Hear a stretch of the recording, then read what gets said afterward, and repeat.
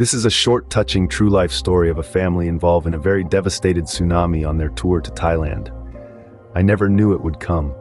It changed me and my life, my perspective with everything and everyone I knew. My life changed from a tsunami. It was the 24th December 2005. I was on a holiday with my family in Thailand. We stayed at the Hotel Ritz. There was my mum, Lily, who had dark black hair with beautiful blue eyes. My dad, Mark, had brown hair with brown eyes. I remember how he would never miss a football game. And of course, my idiotic brother Luther, who had orange hair with green eyes. He and my dad were so funny. The Hotel Ritz was a beautiful place with a pool connected to a diving board, a glass surrounding the outskirts of the hotel, and behind the glass there were tall green pine trees. Everyone was so nice there. We just finished wrapping our presents for each other and walked down to the pool for a swim. After swimming for a while, I jumped out and lay down on my towel. My mum was reading, while Luther and Dad were playing in the pool. I then noticed that some pine trees were swaying wildly. Suddenly, realizing that a tsunami was coming our way, I then ran towards the pool for safety in the water.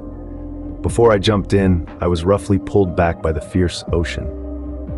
Hours later, I woke up stranded between broken building bits and water, but now closer to shore. There was no stream, so I was safe for now. I started to swim when I realized my leg was stuck. I also realized how much it hurt. I tried and tried to move my leg out, but I couldn't. Suddenly, I saw my dad and called out to him, and he quickly swam towards me and got my leg out. We then swam to a mountain where we guessed that there would be more people. When we arrived at the top of the mountain, we also climbed the mountain. We saw a village and headed towards it. At the village, there was a group of dead bodies and a big wall with names on it. I suspected that it was the dead bodies' names, so Dad and I went and checked out the board.